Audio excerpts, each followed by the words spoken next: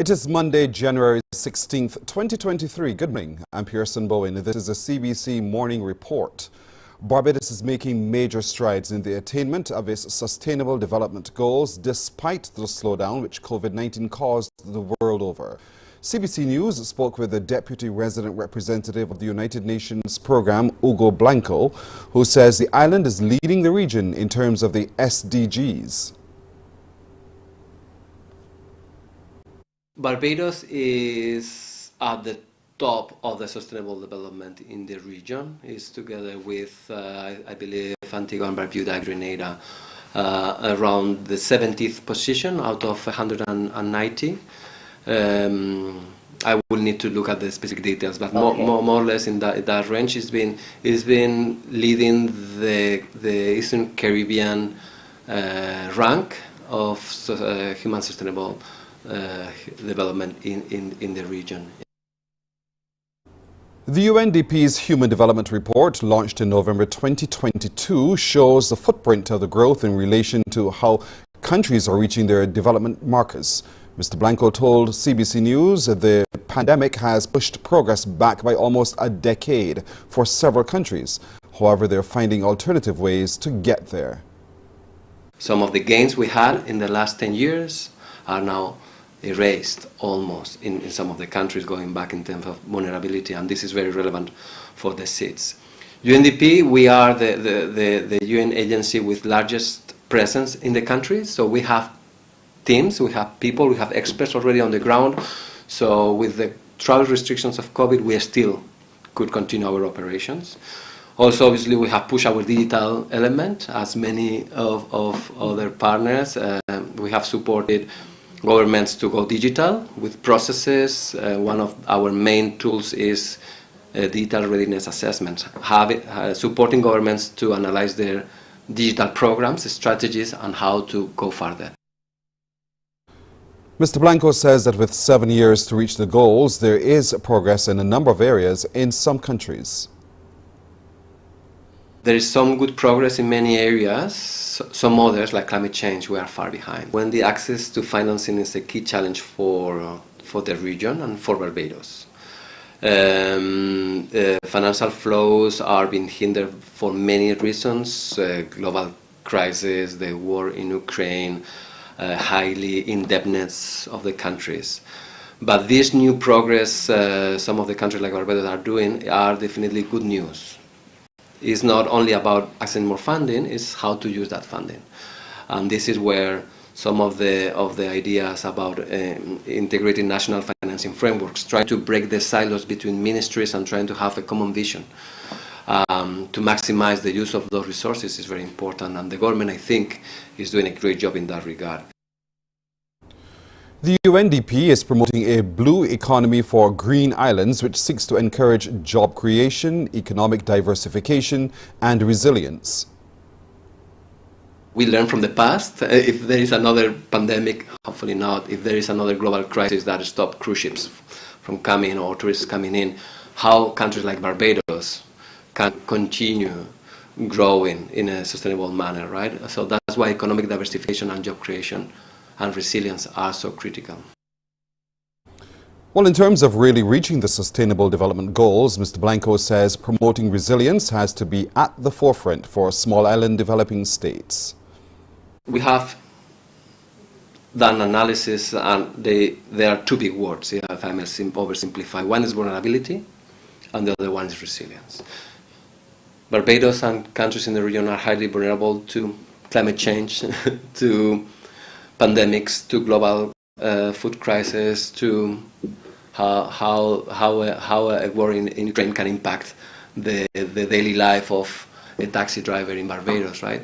So these vulnerabilities have to be minimized and reduce the risks by promoting resilience. Resilience, it could be economic resilience, it could be climate change resilience, it could be financial resilience, it could be resilience at household level. So those elements have to be part of the sustainable development agenda that this country is very successful, in my opinion, promoting in many aspects.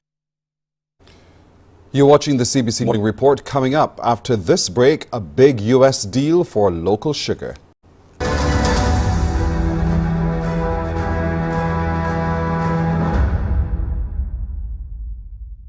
The CBC That Made Us, featuring programming from yesteryear which impacted the lives of many Barbadians. Join me, Sean Green, taking you back to some of your favorite shows from the late 70s, 80s and 90s during the series The CBC That Made Us, every Thursday at 8:30 p.m. and repeated on Fridays 11:30 a.m. The CBC That Made Us. Enjoy movies.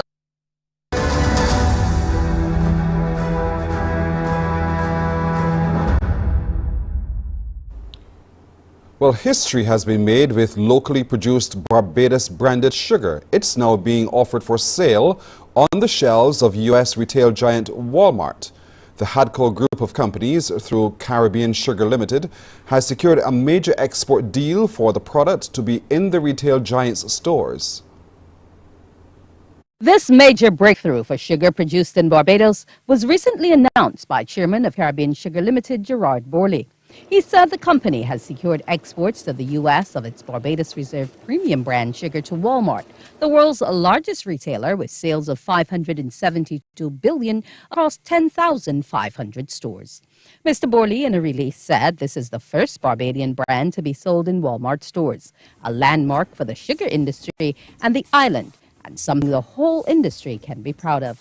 The chairman noted that the product's export success to Walmart and other large U.S. customers in Florida was built on its local presence in Barbados. He pointed out that one of the key selling points for the buyer at Walmart was the fact that the Barbados brand was so well recognized locally. According to him, this was an important element of the sales strategy to attract the diaspora in Florida and visitors to Barbados who've returned home.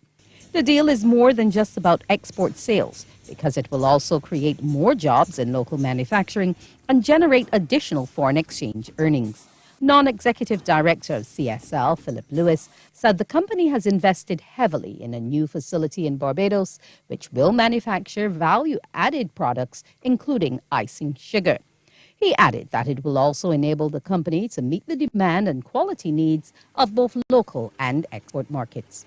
The facility, set to launch this month, will be certified to ISO 22000 standards and package product for direct export to the United States and other markets instead of shipping in bulk. All icing sugar was previously imported into Barbados, and the facility will have the production capacity to manufacture 100% of Barbados's demand for icing sugar, with a surplus to be exported.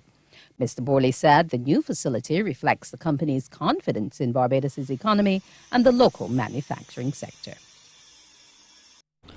That's Wendy Burke reporting there. President of Guyana, Dr. Irfan Ali, during his address to the Voice of Global Summit South, urged the global community to create a global food system to eradicate the issue of global hunger.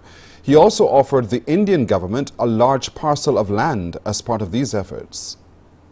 President Irfan Ali has offered some 200 acres of land to the Indian government for the production of millets in Guyana, saying such a move will be a step closer towards ending hunger and building resilience in the agriculture sector. Millets are a highly varied group of small seeded grasses known as cereal crops or grains for fodder and human food. Addressing the Voice of Global South Summit, President Ali said India should seriously consider the offer to produce millets in Guyana, given its track record and this technological capacity. In this year, as declared by the UN, the year of millets, I urge my dear friend, the Honorable Prime Minister of India, to work on expanding the production of this versatile, highly nutritious product across all countries. In so doing, Prime Minister, I offer Guyana as another country in which production can take place with technical assistance. And I propose that you address specifically low-lying, small island, developing states. Young people in the region are being encouraged to increase their participation in policy discussions to ensure their voices are heard. The call came on the first day of the 7th Caribbean Youth Leaders Summit hosted in Tobago. Chairperson of the Caribbean Regional Youth Council, Kendall Vincent, said the organization, which is responsible for hosting the annual Caribbean Youth Leaders Summit, is focused on allowing the voices of young people to be heard locally, regionally and internationally, hence this year's theme. This unified network continues to work within the region where it is committed to advocating for youth participation in development policy dialogue and decision making. CRIC essentially has two main goals, because I know you may ask, like, what is the main goals of CRIC?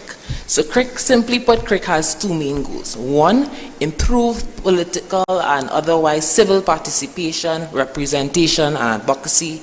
And two, strengthen youth networks. Representatives of the Tobago Youth Council, Trinidad Youth Council and the CARICOM Youth Ambassador encouraged participants to press forward with a united front to achieve their goals. According to the Commonwealth Secretariat's Program Manager for Economic, Youth and Sustainable Development, for 2023, greater focus will be placed on the world's youth population. They declared 2023 as a year dedicated to youth-led action for sustainable and inclusive development and called on all stakeholders at all levels to renew and strengthen their commitment to youth engagement and youth empowerment.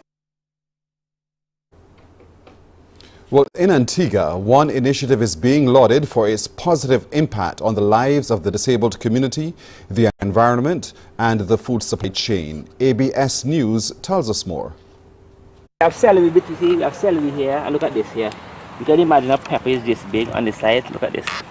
Look at this here. But look at this. Look at this. Okay. Pride among members of the Antigua and Barbuda Association for Persons with Disabilities as they inspect their farmer's garden. Funding from the Global Environment Facility Small Grants Program has made this possible. The project is aimed at boosting food security among this community, helping them to eat healthier foods, as well as teaching them about climate-smart, resilient technology. They want to show you, the public, that you can support us, you can come up, you can be a part of what we're doing. We encourage vulnerable people who just need a day out to get some therapy, working with plants, flowers. You can come up, you can spend the day with us. It's all grown by the persons from the association without chemicals. So it's healthily grown and it's good for them because, as Bernard was saying, the therapy, getting your hands dirty, getting dirt on your nails, it's actually really good therapy for them. Among the produce being grown are lettuce and peppers. Warner is thankful for the GEF Small Grants Program. Well, the Mexican manufacturing industry is predicted to solve a number of issues in relation to the global supply chain crisis. Al Jazeera reports on rising Mexican companies. A manufacturing plant in central Mexico producing automotive parts that will be shipped across the border to the United States. The company, RIPSA, is a preferred manufacturer among many international firms seeking specialized components at a low production cost. We have a very good quality. That's one of the strengths we have. The quality, we also have a very good personnel, which is very well trained. Over the past 50 years, RIPSA has grown from a small family-run business into a global powerhouse. Apart from automotive parts, this manufacturing plant in Mexico City is producing components for various emerging industries like renewable energy and even aerospace technology. The vast majority of these components will be exported to the US and Canada, among other international buyers. At a recent summit in Mexico City, the leaders of Canada, Mexico, and the U.S. pledged to ramp up economic cooperation and strengthen North American competitiveness.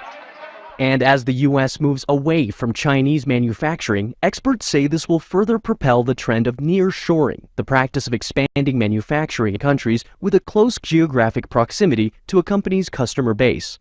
All of this is good news for companies like RIPSA, which seek to expand operations in 2023. Mexico is in a perfect position to take advantage of a historic moment and replace China as manufacturer for the United States, and also replace the United States as a manufacturer for China. Ukrainian troops are reporting that battles in the eastern town of Soledar are continuing, which directly refutes the Russian military's claim of a total victory in that area.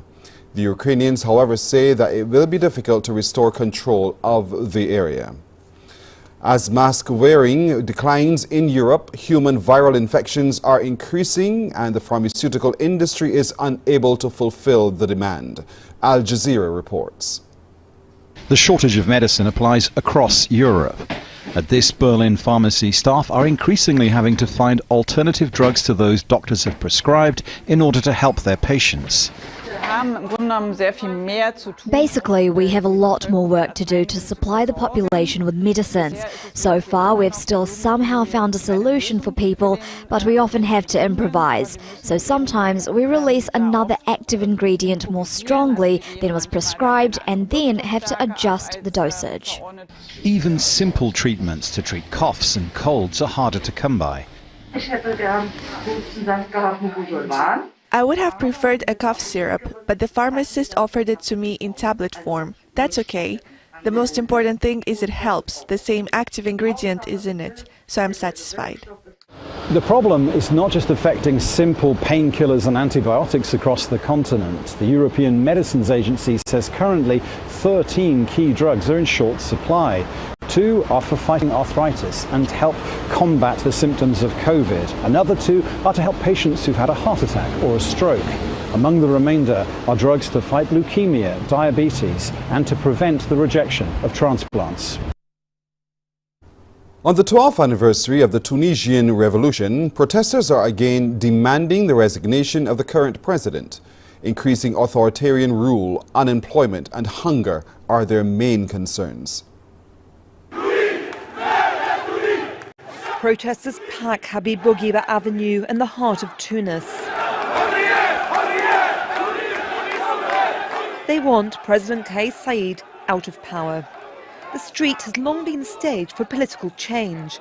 12 years ago, protests grew and spread across the country, and within weeks toppled longtime President Zine El Abidine Ben Ali.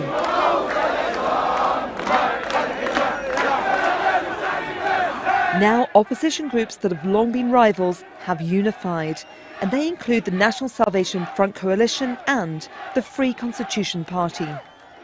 On the anniversary of the revolution, they are more united than ever before. And a lot of progress has been made in this particular point. The way out is quite simple. It is actually a dialogue, a national dialogue between stakeholders in this country and national representatives of the different political forces. In what many saw as an attempt to placate the protesters, the president attended a rally on Friday. One man shouted to him, "They're hungry."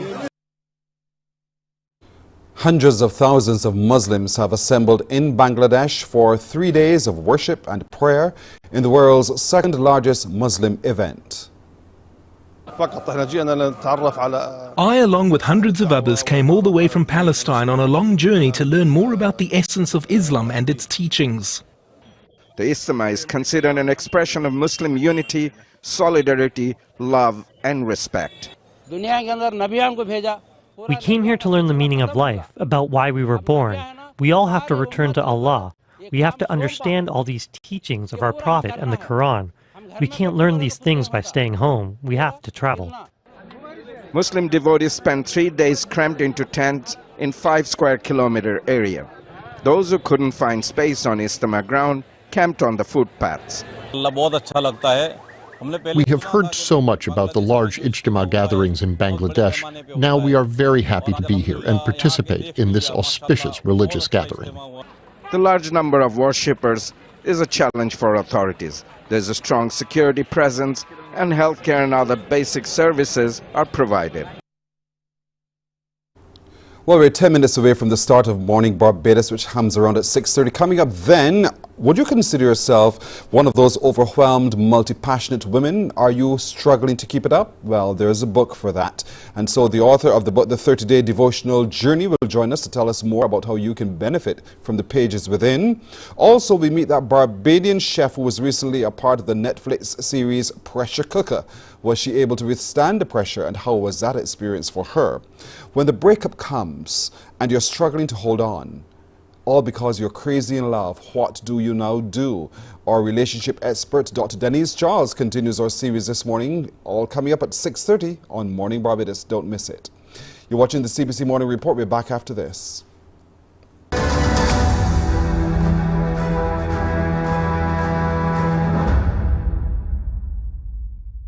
Enjoy movies, soaps, drama, comedy, inspiration, education, music, and more. You get it all when you get MCTV, because MCTV gives you more.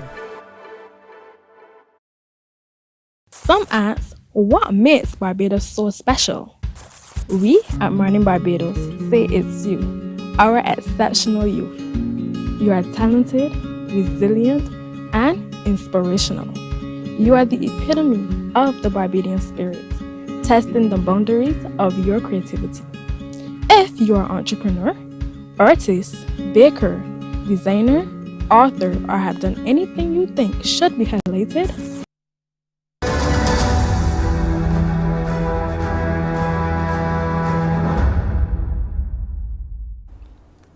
tourism officials are focusing more on marketing Barbados as a summer destination in 2023, despite the obstacles in place.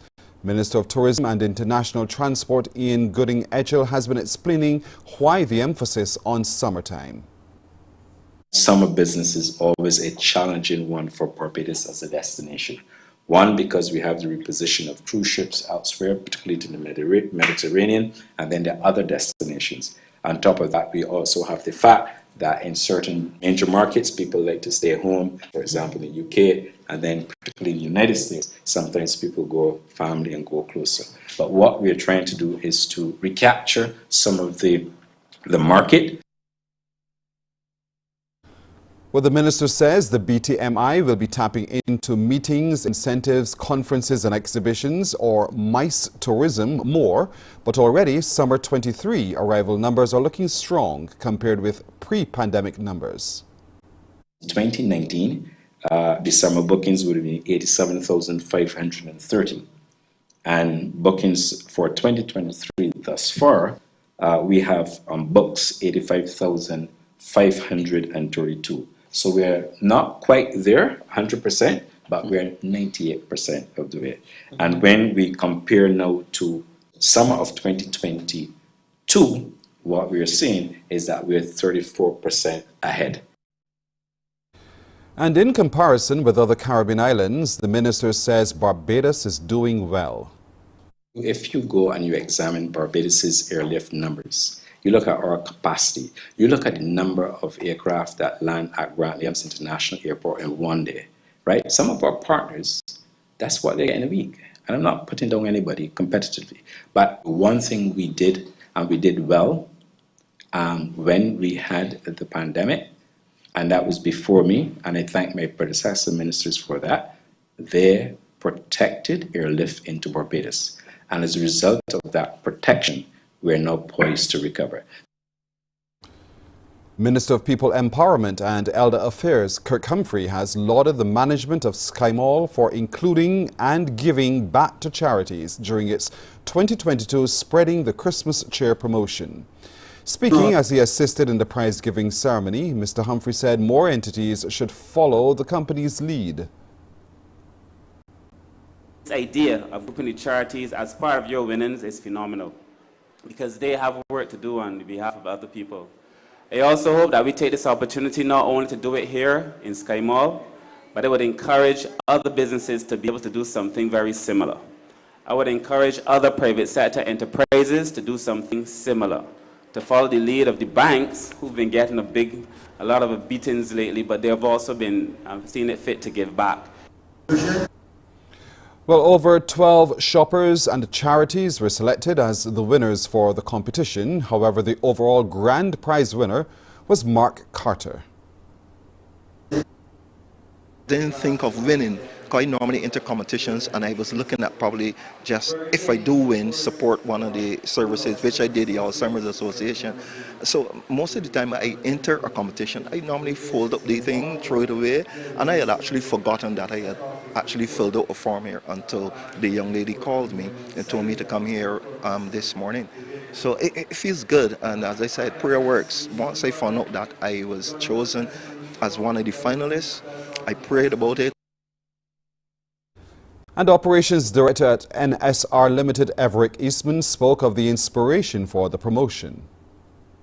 Every time I sort of envision these promotions, it is always from a word from God that's saying, what part of it are you going to give back to those who are disadvantaged and those who don't have the privilege of some of the things that a lot of people have in this country in terms of convenience and so forth. So, you know, it has always been, as far as I'm concerned, led by God, and therefore I expect good results all the time. A look at sports now. Zeta James made a dream start to the ICC Under-19 T20 World Cup with an all-round performance as West Indies beat Ireland by 7 runs in their opening Group C match in South Africa today. James, who was player of the match, hit 52 of 57 balls, inclusive of 8 fours, as the Windies' top 3 accumulated 106 runs out of the regional side's 125 for 3 in their 20 overs. Ireland, in reply, were held to 118 for 7 in their 20. James returned to take 4 for 20. Here are the highlights. Some ask, what makes Barbados so special? We at Mornin Barbados say it's you, our exceptional youth. You are talented, resilient, and inspirational. You are the epitome of the Barbadian spirit, testing the boundaries of your creativity. If you are an entrepreneur, artist, baker, designer, author, or have done anything you think should be highlighted, email us at morninbarbados@cbc.bb. Let us show the world our exceptional Bajan youth. Books open your heart, your mind, and your soul. They are educational, entertaining, inspiring, and motivating. Are you an author of a recent book you want to share? Then Mornin Barbados will love to feature your book in our The Next Chapter segment. Send us an email to morninbarbados@cbc.bb. That's morning without the G. Come and let us turn those pages together. Because you love English Premier League, MCTV has got it back. Now you can watch all the games of the English Premier League plus UEFA and NFL on MCTV. Current customers can upgrade to Max Pack Extra at just $23. Call MCTV today at 228-6288 to upgrade or come in and sign up for our new service. Football fans, let MCTV get you back in the game.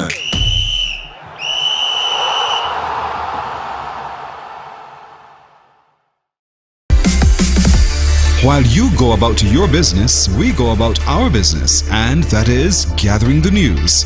Stay up to date at CBC News Barbados on Facebook, Instagram, and Twitter. Get news update on radio throughout the day. And join us for the CBC News Night at 7 every night. CBC News team is on the job and bringing you the news. Next match is against Indonesia on Tuesday. Now let's look through your window with you to share with you what's in the forecast for today as we take a look at figures recorded from the Met Office of the Grant Lee Adams International Airport at 6 o'clock this morning. 23.4 degrees Celsius, fair conditions abound, and the winds are coming very slowly and light out of the east at 13 kilometers an hour. At Spet today, a low tide at 27 minutes after 5 this afternoon. Your first high tide is at 23 past 10 this morning, with a second at 4 minutes to midnight. Seas today are smooth to moderate in open water with swells ranging from 1 to 1.5 meters and increasing. In the forecast for Barbados today, a mix of sunshine and clouds with a few brief scattered light to moderate showers. And for tonight, expect cloudy conditions to prevail with occasional scattered light to moderate showers.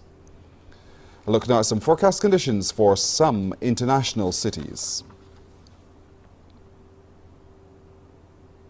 And that's it for today's edition of the CBC Morning Report. I'm Pearson Bowen. Morning Barbados starts now. Wake up, wake up, wake up, wake up. Barbados, get up. Good morning.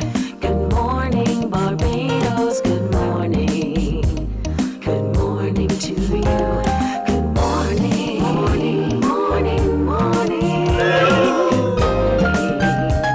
Good morning to you. Good morning. Morning, Barbados. Good morning. Good morning to you. Good morning. Morning, Barbados. Good morning.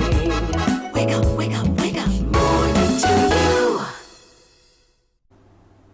I say too, morning to you. Good morning, everybody. Welcome to Monday, January the 16th, 2023. I'm Pearson Bowen. Thank you so much for joining us here.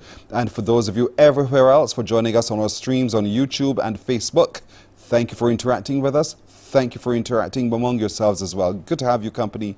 Always remember, as you see on your screen, you can also send us an email at morninbarbados@cbc.bb. We'd love to hear from you. Now, coming up today, I'll give you another chance to unscramble some letters with us. We're going to have a blast where that's concerned as well. What do you know about unborn justice? If nothing, you will learn about it today. Now, the founder of MENS, the Men's Empowerment Network Support System, they're going to be joining us today. They have an initiative that they're launching to support young men in our community, and this is one we'd want to encourage as many of you as possible to give your support to. When the breakup comes and you're struggling to let go because you're crazy in love, how do you do so when the heart is broken? How do you do that? There's a way. And our relationship expert, Dr. Denise Charles, will definitely be able to share with us how we can begin to look again at ourselves within the context of the breakup, because we're crazy in love, and how we can look at ourselves after the breakup so that we can press on and live our fullest life indeed. And before we're done today, I have a grand surprise for you, so stick around and don't miss it. But a number of you are struggling because you think yourself to be overwhelmed and certainly passionate about what you do, and one can't fault you for that. But there's a new book to help you when you struggle with that. And joining us to talk a little bit about this, a 30-day devotional journey for overwhelmed, multi-passionate women, is the author herself, Sonja Williams. Sonja, good morning to you. Hi, yes, it's actually Sonia, but yes, hi. Sonia Yes. Williams, the J pronounced it the Y as in Spanish. Thank you so much for correcting me there. So how are you today? I'm great. It is early. Yes, it is early indeed, but I'm so glad that you got up in time to be with us, because what you have to deliver and what you've been delivering is so powerful indeed. It can be so impactful for so many women. What led you to write this 30-day journal? Well, definitely. So what really led me is actually looking back at some of my reflections from the Bible, looking at things that I've read recently. And then one of my favorite verses in Psalm 1, when it talks about that we are like trees, and that if we follow after God's word, if we're in his presence, and if we follow his purposes, that we would actually be strong and built like a tree. So it kind of comes from that.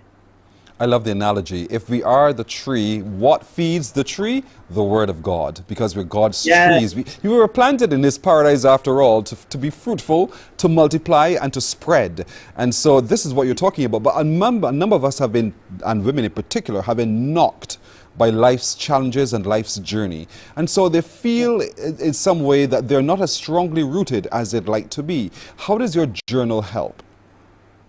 It definitely helps with that. I think so many of us have so many things that we have to do, right? We're mothers, we're career women. We have so many different items and so many different tasks that we have to do every single day. And this journal helps people get grounded in the three main things that you have to be grounded in. Grounded in God's presence, where you find peace, where you find rest, where you find the hope that you need to move forward. Grounded in his promises, where God says so much about us, that we are the head and not the tail, that he gives us the ability to make wealth, that he gives us hope when life disappoints. And then finally, his purposes. But when we understand that his purpose for us is good, when we understand that his promises and the things that he wants for us is to do good works in this world, when we get grounded in that, oh my gosh, like you can flourish. And that's why I wrote this. Yeah. Some are going to sit there and say, that's easier said than done, Sonia. You know, I hear you. It makes a lot of sense. But how does your journal practically help me to be able to do so? And without wanting to feel too churchy, because, you know, not everybody necessarily wants to find themselves in a place of worship, but they want nevertheless to be able to benefit from it. So how can your journal help us women to stay focused so that they're not pulled apart and be frayed at the edges because of everything else? Talk to me practically how it works. Definitely. So the one thing, we don't want to be too churchy, but honestly, this doesn't even have to be about church. This is about relationship. And this journal helps women figure out, okay, what are the key things? Some of the days in the journal talk about, okay, what is my focus? Is my focus on the negative that has happened in my life, or is it on the good things that can come to pass? Or what is my purpose? Where do I find that purpose? I find that purpose in understanding myself and understanding the designer, the one who actually created me. And then also, there are promises for us in the Word of God. So even if you just open it up and open up this journal, you'll be able to see, oh no, God does want something good for me. And even though life is crazy, the fact that he is with me is going to be able to guide me. So there you go. So there you go. Now, obviously, you know, because it's and it's really intentional on the part of the individual, how do you track that there's progress, or is it left to the individual to take their time, even though it's called a 30-day challenge? Don't rush through it. Take your time so that you embed the lesson day by day. So the main thing is that this thing is broken up into 3 main parts. They're 10-day parts. So his purpose, his premise, process, his presence, his promise, and then his purposes. And they are 10-day journeys. You can take your time, or you can go by day and just take a moment. And at the end of every single day, there's a question for you or an activity for you to really learn and kind of ground in whatever the topic was for the day. I suppose you've tried it yourself. Yes, I have. So, because here it is, and I'm glad you're saying like that, because there are people like yourself who are very driven, who are very focused, and women who find themselves in the workplace battling life's challenges as well, leading organizations, but who have lost a sense of direction, who feel as though, you know, they have to, and at the same time they're losing themselves. And so this also applies to them, I suppose. Yes, it definitely does. I think one of the things, and I write, I coach, and I also do, I am in leadership in the position that I have in my workplace, and it can be a lot. But this journal, and also I do coach, so I have different processes that I help people with. But in this journal, it really helps you just kind of take a moment. And one of the things, or one of the days in there, talk about actually taking time each day to take a moment, take a rest. I think one of the things that's so funny, one thing my pastor talked about actually yesterday was the importance of a time to rest. And in Christianity, it's called the Sabbath. And it's so important that you focus in on that, and making sure that despite of all of the things that you're doing, that you spend some time to rest. To rest. Rest doesn't mean sleep. Rest just means a break. Yeah. Because honestly, you hear rest, you think, okay, close your eyes, go to bed, and that should solve the problem. But that's not what you're talking about at all. No. Now that is a part of rest, and that is for your physical rest. Everybody needs to sleep. Sleep is important, guys. There's a lot of good stuff that happens while you're sleeping.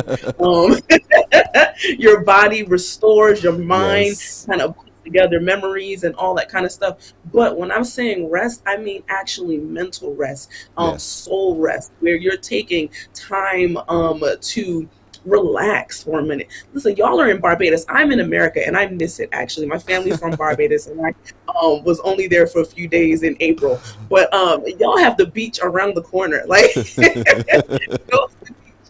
But no, finding what rest is for you. It may not be sitting around and doing nothing. It might be reading a book. It might be playing with your kids. But finding a moment where you're not thinking about work, where you're not thinking about the things that stress you, but you're thinking about how can you restore your own mind and body. You're talking about having that relationship, recognizing his presence, his promise, and his purpose. And if you look at those 3 P's in itself, and you follow his example, that's exactly what Jesus did as well. He would take the time to go away from, to have that moment when he reconnects with his power, his powerful connection with his Father, Jehovah God. And so you're saying to all of us, be intentional in this as well, to be able to pull yourself away from the hurly-burly of life, as the poet would say, and just unburden yourself for just a moment, because it is in that restoration that you find your strength yet again. And so the 30-day challenge journey, it's not a challenge really, it's a journal challenge that you take on, helps you to be able to refocus, get your mind right, get yourself together, and get out there to face the world yet again. Yes, it definitely does. And I love that you brought that up, because that's exactly what Jesus did. Yes. And so for anyone watching today who now wants to get their hands on a copy of it because they want to walk the walk, they want to feel again empowered and valued with purpose, how can they do so? Oh, definitely. So you can check it out on my website, sonyaw.com. You can purchase it from there, or you can also search for it on Amazon, and I have it there, and you can get it. You probably can get it quicker from Amazon, but definitely you can go to either of those 2 places to get the journal. It's called Planted, the 30-day devotional journey for all overwhelmed, multi-passionate women.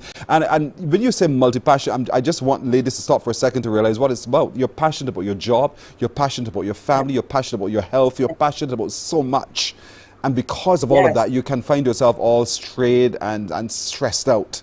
And so for you, there's a journal that helps you to stop for a moment and recollect yourself, so that you're actually able to, again, be empowered to press on and to do those things that you know you have to do and that you would want to do. But if you live in his presence, you understand his promise, and you know his purpose for you, then you find that your tree is truly planted and that there's no wind that can come your way that will blow your tree down. Yes, exactly. Could say it better. And so the book is available on Amazon, ladies and gentlemen. You can go there now and you can buy it. You can have it in soft copy. You can have it in hard copy if you choose to do so. And how can people contact you directly? Because I know you do have your own YouTube channel as well, where you do your coaching.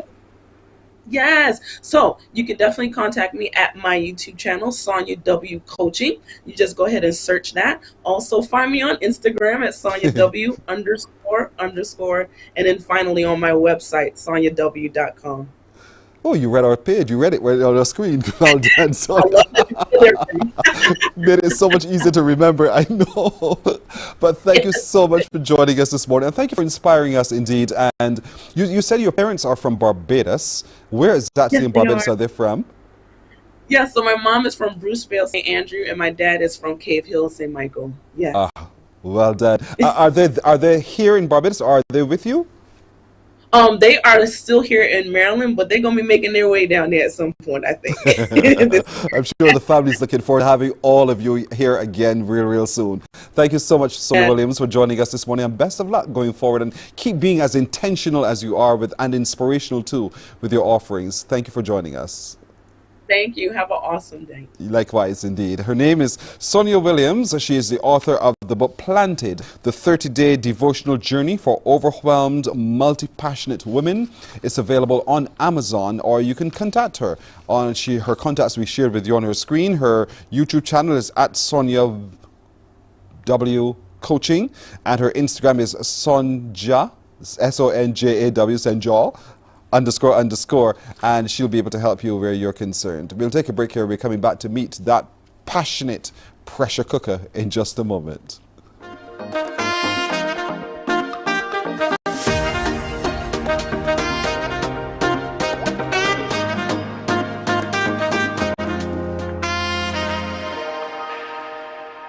Morning, morning, morning. Good morning. Good morning to you. While you go about your business, we go about our business, and that is gathering the news. Stay up to date at CBC News Barbados on Facebook, Instagram, and Twitter. Get news update on radio throughout the day. And join us for the CBC News Night at 7 every night. CBC News team is on the job and bringing you the news. There is a saying, you can find a Bajan anywhere. Are you a Bajan living abroad? Or do you know of one who has migrated to another country? Well, we at Mornin Barbados would love to have you or them on our Bajan Affair segment. Share your amazing stories, experiences, and how you have adapted to a new culture. Send us an email to morninbarbados@cbc.vb, and together we will travel the world.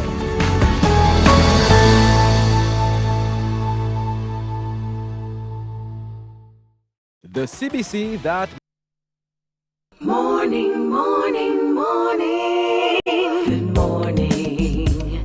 Good morning to you.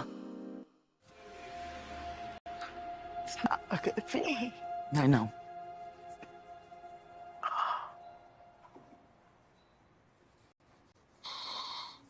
Oh, man.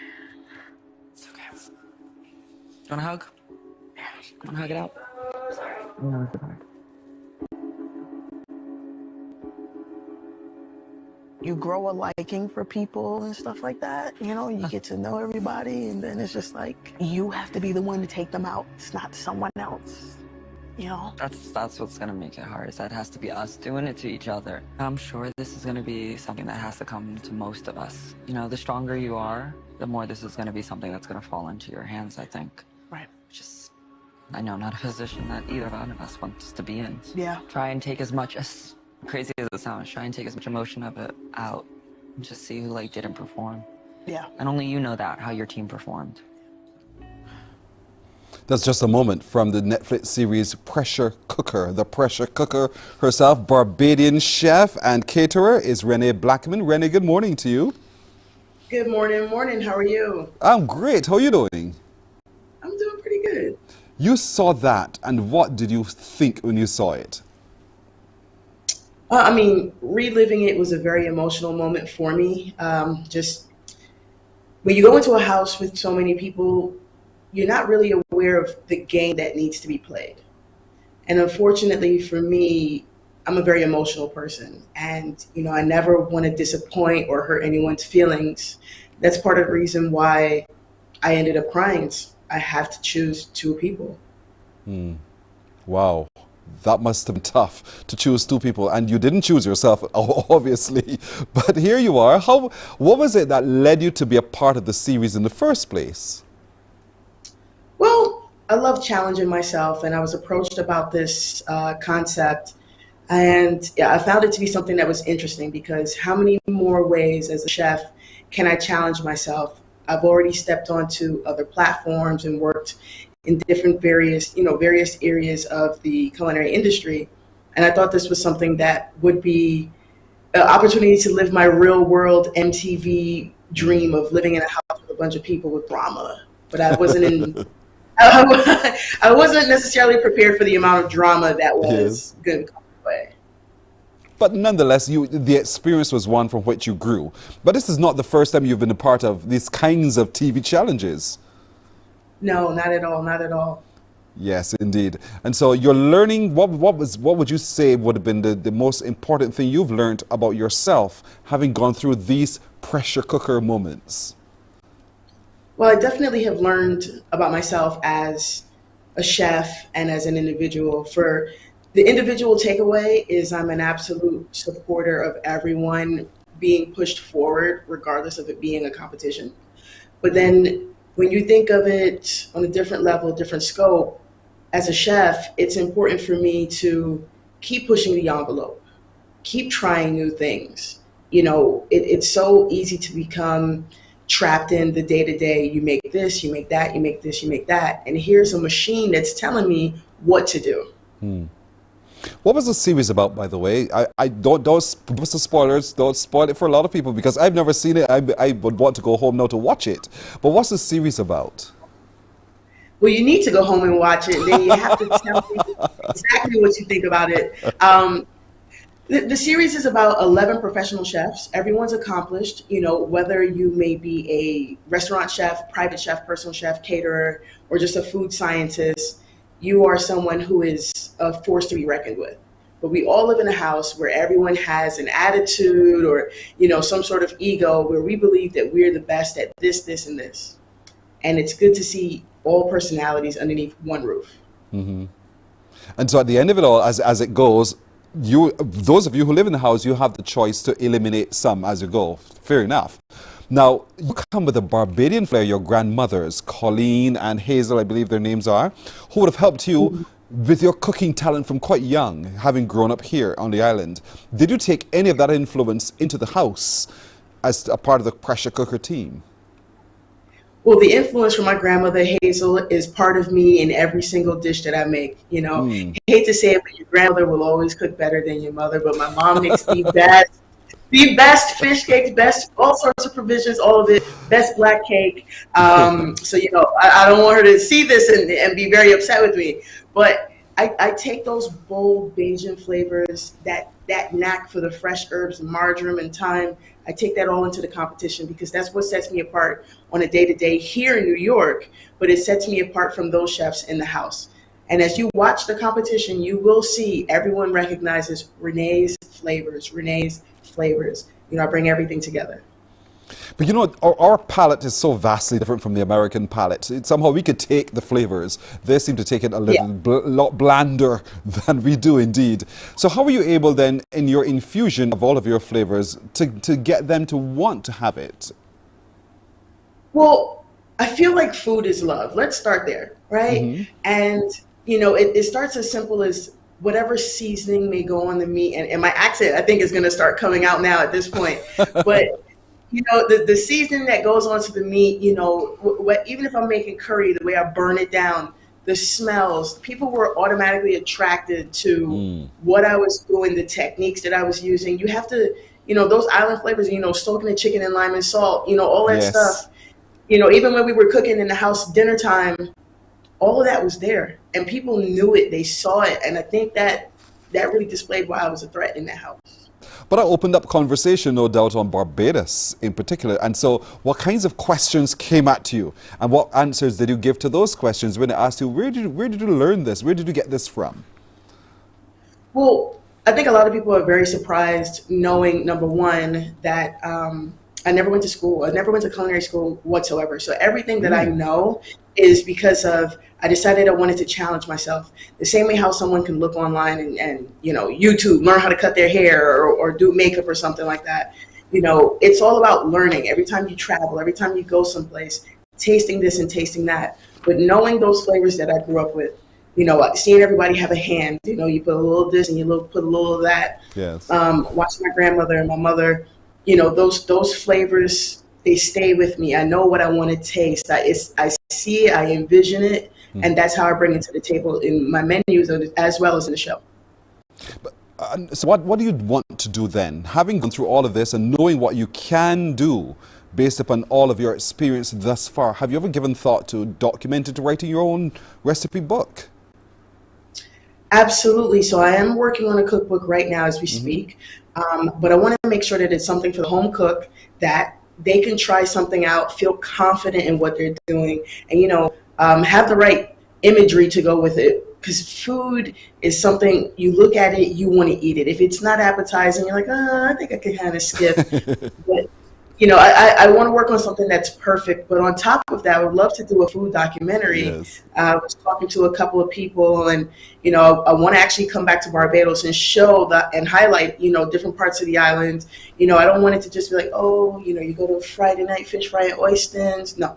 I want it to be more than that, where people get to experience the culture and the nightlife of Barbados, and then we move onward to, other places, but it needs to start at home.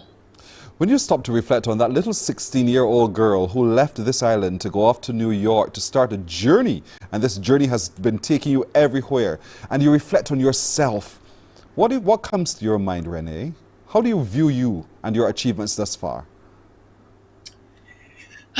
Well, first, I left the island when I was 8 years old, and we started in Texas. I used to watch all this TV, and you want to see the snow, and you want to, do everything that the Americans do that you see on TV, right? And looking at myself and the way I start one project, but then I quit. This was a project that I fell in love with, and I stayed with it. And I know right now I'm making my family, especially my mother and father, very proud of everything that I'm doing, because I'm pushing myself to excel. There's another barrier to break and another barrier to break. And that's very important for me. Indeed. I'm looking behind you and I see a collage of memories of people who you've been with. And I'm sure that means a lot to you to have them in your space all the time. Absolutely. This right here, this is my, well, I don't know which way I'm pointing right now, but this is my father, Yes. Robert, me and him. This is me with my rookie Cumberbatch uniform here. Yes. My dog Blue, and my father again on the other side, my brother Corey holding me as a baby. There's Bree over there. You'll see her on the show as well. Family is something that's important. So I don't get to see everyone all the time, but to see their faces as I get dressed in the morning or get ready to run out of the house is, it's very humbling, and it's a good reminder that I have a good support system. That is so important indeed, and your support system comes from Barbados, and that's critical to know that you're out there representing us. You're also in our homes representing us on the Netflix series Pressure Cooker. Is filming complete and the series is now running, or is the series ongoing, Pressure Cooker? So the series is complete. It is on Netflix. If you want to take the time to completely binge watch all 8 episodes, you will be very, very, very, you'll be on the edge of your seat. Grab the popcorn. It's a nail biter. Lots of twists and turns, lots of, everything that you see in the preview is very much, you're going to be excited. It's going to be a good time. So what's your next step? What do you think you want to do next? Having done all of these reality shows, what else do you think you'd want to do, Renee, to challenge yourself to do? I think I would honestly want to channel myself or challenge myself, to doing a culinary tour. And that culinary tour would be something where you visit other islands, other states, and just put together something where there could potentially be cooking classes, as well as, a dinner series where people get to enjoy some of the great, amazing food that I showcase for a lot of my clients. Nice. We have the Food and Wine Festival here in Barbados. It just relaunched again last year, and so it would be good to have you on that tour where you can come on down and do your and we can get to experience what it is that you do. And we're looking at some of your creativity. I mean, this is creative for someone who was not formally trained but who just did it because she loves it and she saw her grandparents doing it and she's just copying. This is brilliant, the work that you do. And so as a personal chef, and you get a chance to travel and cater to so many, I don't want you to release business, but who are some of these people who you've catered to, just out of curiosity, these famous folks? So I've worked with Odell Beckham Jr. Most people know me for working with him. I've worked with Kevin Durant as well. Alex Toussaint from Peloton. He is a fantastic young man. I really have a profound respect for him, as well as many of my other clients. But those are just the top that I can mention off the top of my head that it's okay to mention.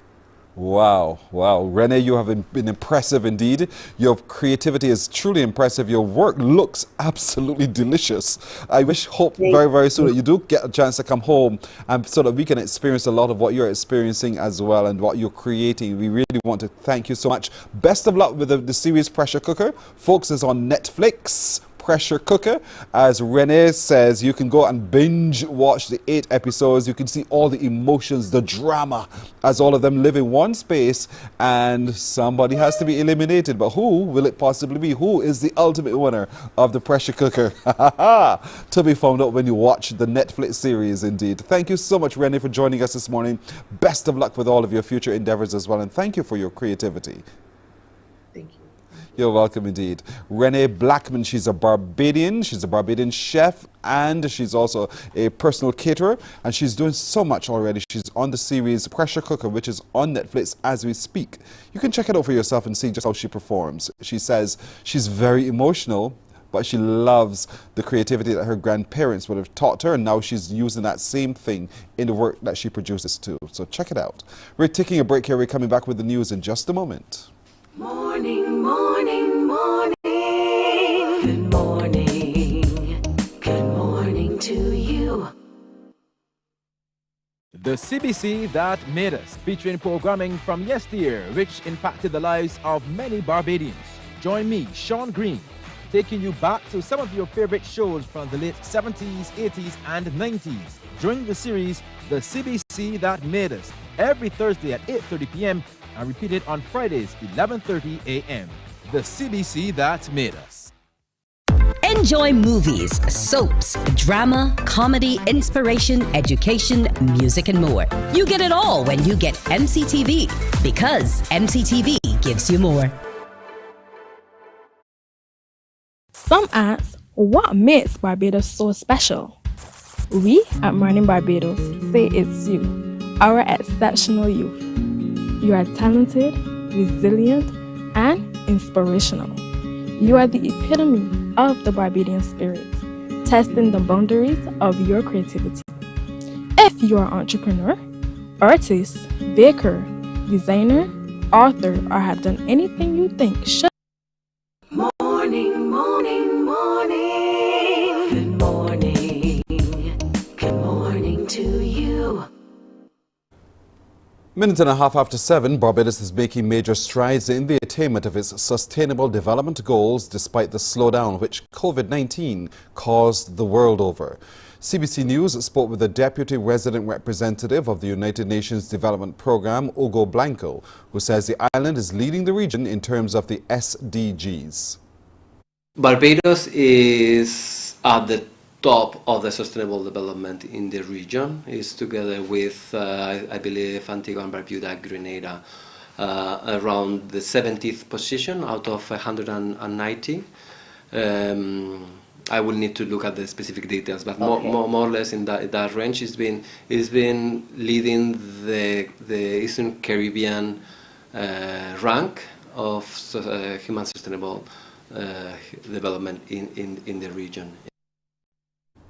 The UNDP's Human Development Report, launched in November last year, shows the footprint of the growth in relation to how countries are reaching their development markers. Mr. Blanco told CBC News the report that the pandemic pushed progress back by almost a decade for several countries. However, they're finding alternative ways to get there.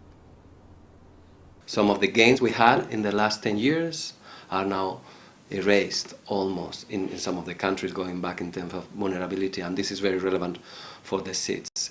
UNDP, we are the UN agency with largest presence in the country, so we have teams, we have people, we have experts already on the ground. So with the travel restrictions of COVID, we still could continue our operations. Also, obviously, we have pushed our digital element, as many of other partners. We have supported governments to go digital with processes. One of our main tools is digital readiness assessments, supporting governments to analyze their digital programs, strategies, and how to go further. Mr. Blanco says that with 7 years to reach the goals, there is progress in a number of areas in some countries. There is some good progress in many areas. Some others, like climate change, we are far behind. When the access to financing is a key challenge for the region and for Barbados. Financial flows are being hindered for many reasons: global crisis, the war in Ukraine, highly indebtedness of the countries. But this new progress some of the countries like Barbados are doing are definitely good news. It's not only about accessing more funding, it's how to use that funding. And this is where some of the ideas about integrating national financing frameworks, trying to break the silos between ministries and trying to have a common vision to maximize the use of those resources is very important. And the government, I think, is doing a great job in that regard. History has been made with locally produced Barbados branded sugar. It is now being offered for sale on the shelves of U.S. retail giant Walmart. The Hadco group of companies, through Caribbean Sugar Limited, has secured a major export deal for the product to be in the retail giant's stores. This major breakthrough for sugar produced in Barbados was recently announced by Chairman of Caribbean Sugar Limited, Gerard Borley. He said the company has secured exports to the U.S. of its Barbados Reserve premium brand sugar to Walmart, the world's largest retailer with sales of $572 billion across 10,500 stores. Mr. Borley, in a release, said this is the first Barbadian brand to be sold in Walmart stores, a landmark for the sugar industry and the island, and something the whole industry can be proud of. The chairman noted that the product's export success to Walmart and other large U.S. customers in Florida was built on its local presence in Barbados. He pointed out that one of the key selling points for the buyer at Walmart was the fact that the Barbados brand was so well recognized locally. According to him, this was an important element of the sales strategy to attract the diaspora in Florida and visitors to Barbados who've returned home. The deal is more than just about export sales because it will also create more jobs in local manufacturing and generate additional foreign exchange earnings. Non-executive director of CSL, Philip Lewis, said the company has invested heavily in a new facility in Barbados which will manufacture value-added products, including icing sugar. He added that it will also enable the company to meet the demand and quality needs of both local and export markets. The facility, set to launch this month, will be certified to ISO 22000 standards and package product for direct export to the United States and other markets instead of shipping in bulk. All icing sugar was previously imported into Barbados, and the facility will have the production capacity to manufacture 100% of Barbados's demand for icing sugar with a surplus to be exported. Mr. Borley said the new facility reflects the company's confidence in Barbados's economy and the local manufacturing sector. Tourism officials are focusing more on marketing Barbados as a summer destination in 2023 despite the obstacles in place. Minister of Tourism and International Transport Ian Gooding-Edgell has been explaining why the emphasis on summertime. Summer business is always a challenging one for Barbados as a destination.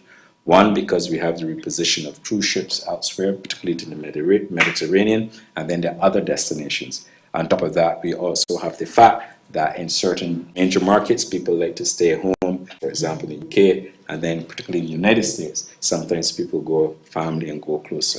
But what we are trying to do is to recapture some of the market.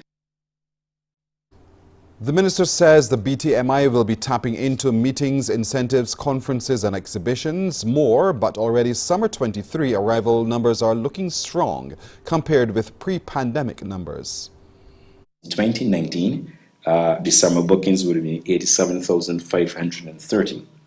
And bookings for 2023 thus far, we have on books 85,532. So we're not quite there 100%, but we're 98% of the way.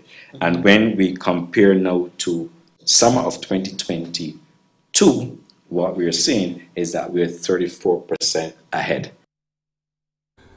And in comparison with other Caribbean islands, the minister says Barbados is doing well. If you go and you examine Barbados's airlift numbers, you look at our capacity, you look at the number of aircraft that land at Grantley-Elms International Airport in one day, right? Some of our partners, that's what they get in a week. And I'm not putting down anybody competitively. But one thing we did, and we did well, when we had the pandemic, and that was before me, and I thank my predecessor ministers for that, they protected airlift into Barbados. And as a result of that protection, we're now poised to recover.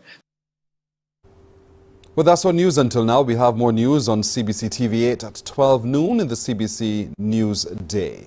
Morning Barbados continues in just a moment. Morning, morning, morning. Good morning. Good morning to you. Some ask, what makes Barbados so special? We at Mornin Barbados say it's you, our exceptional youth. You are talented, resilient, and inspirational. You are the epitome of the Barbadian spirit, testing the boundaries of your creativity. If you are an entrepreneur, artist, baker, designer, author, or have done anything you think should be highlighted, email us at morninbarbados@cbc.bb. Let us show the world our exceptional Bajan youth. Books open your heart, your mind, and your soul. They are educational, entertaining, inspiring, and motivating. Are you an author of a recent book you want to share? Then Mornin Barbados would love to feature your book in our The Next Chapter segment. Send us an email to morninbarbados@cbc.bb. That's morning without the G. Come and let us turn those pages together. Because you love English Premier League, MCTV has got it back. Now you can watch all the games of the English Premier League plus UEFA and NFL on MCTV. Current customers can upgrade to Matchback Extra at just $23. Call MCTV today at 228-6288 to upgrade or come in and sign up for a new service. Football fans, let MCTV get you back in the game.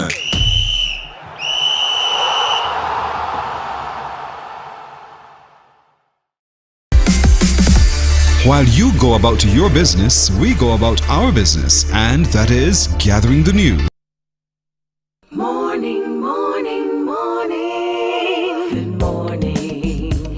Good morning to you. It's 11 past 7. We're joined now by Fabian Sargent, who is the founder and president of MENS, the Men Empowerment Network Support. Good morning to you, Fabian. Good morning, Pearson. Good morning, Barbados. Thank you for joining us. We're going to talk a little bit about this initiative called the Safe Zone, which your organization is going to be launching shortly. But I want to ask you firstly, characterize for me what 2022 meant for MENS and the successes that you would have reached in 2022. 2022 was a phenomenal year for the organization.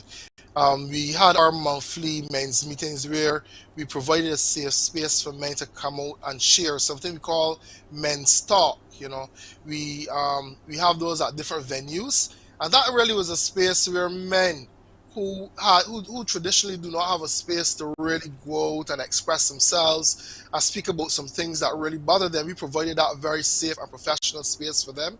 We also had our Safe Zone program. Safe Zone is not a new program under the men's initiative.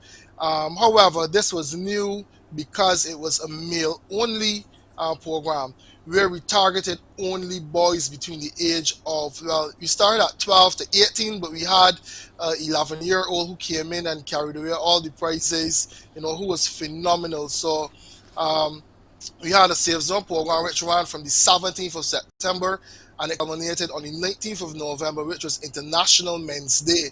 That was a day where we celebrated men, we celebrated these boys, we celebrated all that they did. I mean, oftentimes we hear about men and boys, there's a lot of negativity around the boys, there's a lot of violence, and you know, what we try to do on International Men's Day is really celebrate men, try to get these men and boys, you know, understand that they are rude. You know, so the program was phenomenal. It was based in counseling. We had a lot of parenting sessions, as you can see on the screen.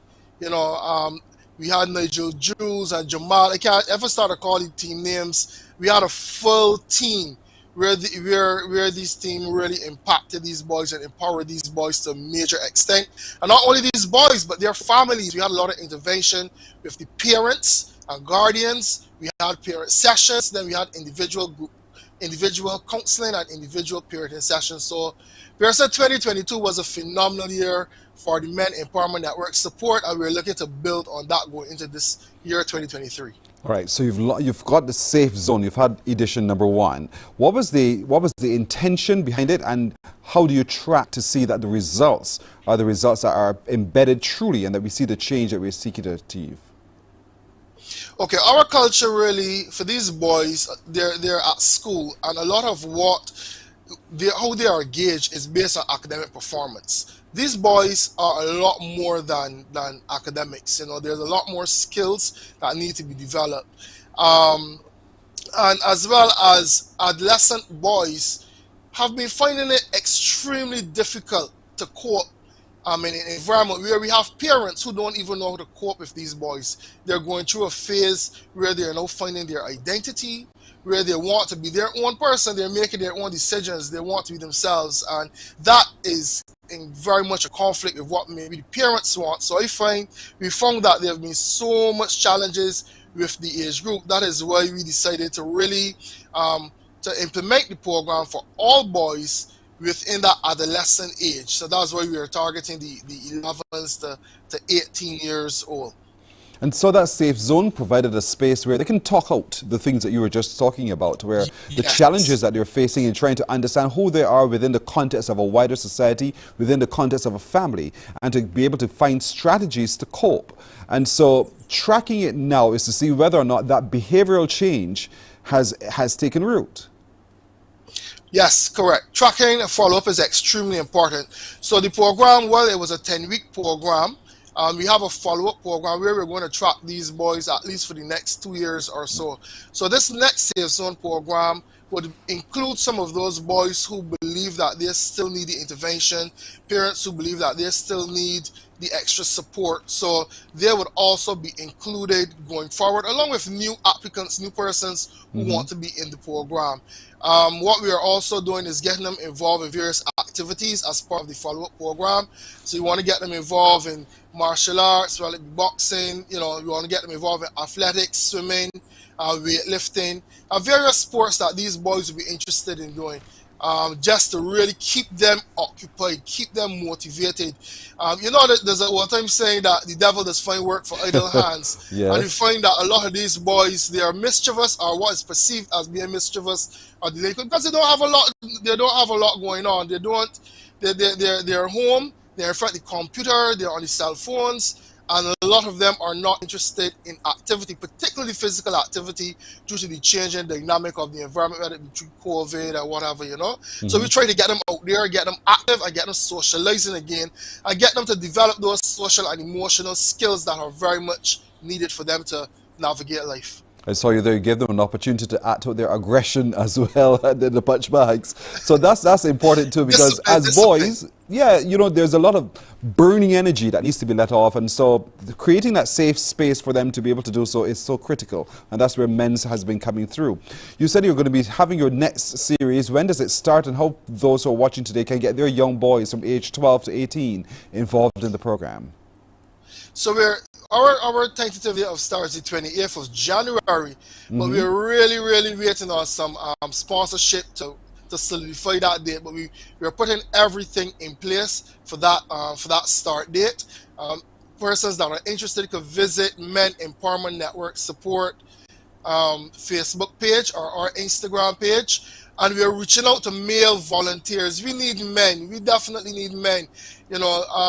It has been a challenge trying to get men to come forward to be the mentors and to be those persons that these boys can identify with and relate to. We've had a lot of females who came forward. We're not going to leave out the females. We also encourage females who want to get involved as volunteers, but we need men. These boys need to see men. So we are making a call for men. You can visit our Facebook page. There is there's the Google link to the registration form. Everybody that apply may not get through because we are very particular in terms of how we engage everyone. There's going to be an interview process and training as well. So men and other volunteers are reaching out. We're also reaching out for sponsorship. We need sponsorship. Those persons who you can sponsor in terms of shirts, transportation, refreshments, facilitation. Any way that persons can sponsor, we need sponsorship. And you can reach us at 826-0615, 8260615, or again, our social media pages, Facebook, Men Empowerment Network Support, or on our Instagram as well. And the email address, by the way, is safezonebds@gmail.com. Safezonebds@gmail.com, or the number is right there on your screen, ladies and gentlemen, to lend your support. 8260615. 8260615. And so the safe zones are all in place. But then there's another series that you're doing called Men's Talk, moving around the island. So talk to me a little bit about that. Yes. So again, as I started by saying, we have our monthly forums where we allow men to come out and talk and share. Historically, men only had the rum shop and the blocks, you know, and sometimes they don't always give the best advice. We are providing a space for men only. Females, it is okay. You know, some men get grumble a bit, but we need our space, and we are starting this year at the Bonnets Resource Center on the 28th of January, 6 o'clock sharp. So we run from 6 until 9. So men, Bonnets Resource Center, we're starting in St. Michael. We're hoping to move to St. James next, so you can look at our Facebook page for where the next venue will be. But our intention is to touch each parish throughout this entire year, so that men across Barbados would have the opportunity to be engaged with Men Empowerment Network Support. Men will be able to come out and talk and share in a very confidential, professional environment about issues that may be affecting them in major ways. That's right. It's for men only. An open discussion for men only. Bonnets Resource Center on the 28th of January from 6 in the evening until 9. All part of the Men Empowerment Network Support Group, having those series of programs indeed across the island, starting at the Britain's Community Resource Center right there in Britain's Hill. Fabian, we've got to leave it there. Thank you. Got to leave it right there. Fabian Sargent, founder and president of the Men's. I want to thank you so much for joining us. I hope that many people do call you and contact you to lend their support to the Safe Zone initiative as well. Remember, folks, you can call 8260615 or send an email to safezonebds@gmail.com, or go to all the social media platforms and look for Men's, MENS, or the Men Empowerment Network Support, and lend your support indeed. Volunteer. Men, they're looking for more volunteers from you. Thank you so much, Fabian. All the best indeed. And thank you for having me. You're very welcome. We're going to take a break here on Morning Barbados. When we come back, Dr. Denise Charles, the segment you've been looking forward to, comes on the air. Stay with us. Morning, morning, morning. Good morning. Good morning to you. While you go about your business, we go about our business, and that is gathering the news. Stay up to date at CBC News Barbados on Facebook, Instagram and Twitter. Get news update on radio throughout the day. And join us for the CBC News Night at 7 every night. CBC News team is on the job and bringing you the news. There is a saying, you can find a Bajan anywhere. Are you a Bajan living abroad? Or do you know of one who has migrated to another country? Well, we at Mornin Barbados would love to have you or them on our Bajan Afar segment. Share your amazing stories, experiences, and how you have adapted to a new culture. Send us an email to morninbarbados@cbc.vb. And together we will travel the world.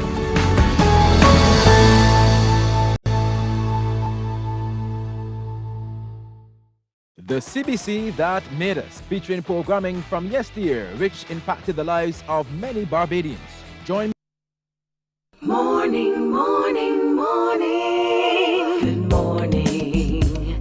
Good morning to you. 23 minutes after 7 o'clock, I put everything down out of my hands because this is the session I look forward to, and I know many of you do. We're looking at life, love, and hope with our relationship coach, Dr. Denise Charles. Dr. Charles, good morning to you. Good morning, Pearson. How are you doing? I'm well. How are you doing? Well, I had a great weekend. It was my birthday weekend, so I am really good. Congratulations. Happy birthday. You are a Capricorn. Good girl. Good girl. Yes. Hint. Good girl. Mine is approaching. great. Yes, indeed. Maybe that's why we connect so well. Perhaps that's the reason why, indeed. So on what date, Yeah. by the way, on what date? Saturday gone, the 14th. The 14th, that's the same day as a very good friend of my lifelong friend, Michelle Trotman, her name. She too is Nice. celebrating on that. And Eugenia Edie, who watches our show, she also would have celebrated then. So there you go. Lovely ladies Excellent. indeed. Today we're talking crazy in love. You know, when people become really obsessive to the point where they feel as though they own you, and there's nothing you could do without them wanting to be there. They scour all of your socials just to see where you've been, who you've been with. Let's talk about that and how unhealthy that could possibly be. Yes, Pearson. Could I trouble you a bit and say I have a little issue with that actual term, crazy in love? Okay. Because I understand exactly what you mean, but what I want to point out to all of those listening, and as I'm sure you're very aware, is that when you have that sort of crazy, obsessive connection with someone, that's really not love, even though we do sometimes identify it as love. You know, it is something that is mimicking love, but it is really not true love, because we know that love is always an emotion that wants what is best for the other person. It does not mean that we always do the right things, though, in relationships, because we know sometimes we hurt the ones we love. But really, love is not that crazy, obsessive behavior that we sometimes see exemplified in movies and in books and in real life, you know, even though it does mimic real love. But I do understand, I do get what you're saying. And when we are in a relationship where we are seeing that type of unhealthy behavior, it is very important that we recognize it as dysfunctional behavior. It is not good behavior. So if there's a relationship where you find your partner wants to check your every move, you know, as you said, they're checking your socials, they're into your phone, you know, you don't have any freedom to be yourself. You know, I've heard of relationships where the male, and I know it can come from the female as well, so don't come for me. Yes, you know, ma'am. where the male wants to dictate what hairstyle the woman wears, what shade lipstick, or if she wears lipstick, you know, that type of thing. And it can run the full gamut of strange, unhealthy behaviors. And we need to look out for that and really recognize it as something that is dysfunctional and really not true love. It's unhealthy, but where does it come from? I mean, where does it come from? Because it's not something you would necessarily mimic or pattern yourself after, but where within your emotional space does this unhealthy habit come from? I think it can come from a variety of spaces, but when I think about it, I think that perhaps you may have had an unhealthy attachment style as a child. You may have had an issue with your parents where you didn't trust, or you didn't feel as if you were cared for. You know, we hear a lot about attachment and attachment theory, those of us who would have done psychology. And we know that a child is supposed to have a healthy attachment for their child, for their parents, sorry. But you may be one who didn't have that type of healthy attachment. Maybe you thought that your mother would disappear or your father would disappear if they were not around you all the time. And where that sense of insecurity came from, it could be from a variety of sources. It may be about something that happened in your childhood with the same parents, something that caused you not to trust them, or it could just be a personality quirk. You know, because we are born with specific types of personalities and so on. And then we are molded as we grow. So I think it could be a variety of reasons why you may feel that way, but you have to examine yourself if you are the person feeling the emotion, or if you're the person experiencing the obsessive emotion. You also have to examine the situation. But I think it is far easier for you to be able to recognize it in someone else than it may be for you to recognize it in yourself, just because of the nature of what it is. Because if you've always been obsessive, then you may find that you don't recognize that your behavior is strange, because that's how you've always interfaced with people. But if you're the one experiencing it, particularly if you were in a healthy relationship before, then you can recognize and say, well, this is strange. This is off, you know, this is off kilter. There's something about this that just doesn't sit right with me. I don't like the idea of being controlled. I don't like the idea of being manipulated. I don't like the idea of being watched every turn I make, every decision I make. I can't make it on my own because my partner wants to invade my space. Now, this is we have to look at this against healthy interdependence in relationship. Because I know a lot of us, especially, you know, us career women or so on, we may feel, well, I'm independent, I'm my own woman, I make my own decisions, you know, I've made my own decisions all my life. Because you may have been someone who's been by yourself a long time, then you find yourself in a relationship, so it's difficult for you to navigate now being in a space where you really should be interdependent. Because I don't like to speak of, yes, independence is great and you need to be able to stand on your own two feet, so don't get me wrong, but when it comes to a relationship, that I must move to we, and we must begin to share perspectives or share our opinions. We may not always have the same opinion about things, and we need to be able to compromise. So those things are critical in a relationship, but we have to be able to decipher what is strange when things are going off kilter, as I said before, and what we definitely will not put up with. But if we are not in a healthy space ourselves, and then someone else is displaying this type of behavior, we may embrace it. Sometimes if you're young and immature, you may even think, well, he really loves me because he wants to stipulate everything I put on. You know, he really loves me. You know that old time thing people used to say, well, if he doesn't love me, he won't hit me, and that type That's of right. nonsense. Mm-hmm. Yes. So sometimes our own dysfunction can lead us into accepting and embracing dysfunctional behavior in other people and misreading it, and thinking that if he's controlling or manipulating, or she's controlling or manipulating a lot, then that is really love. They really love you, when really and truly that is a dysfunctional behavior that needs further investigation, because it's really abusive, Pearson. It is a form of abuse.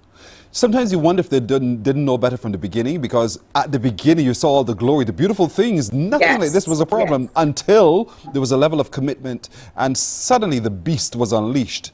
And while you might be sitting here thinking, but I was raised differently from this, and so what I'm seeing here I don't like, how do I get you who's displaying this negative behavior to hear and to see yourself so that you begin to fix it?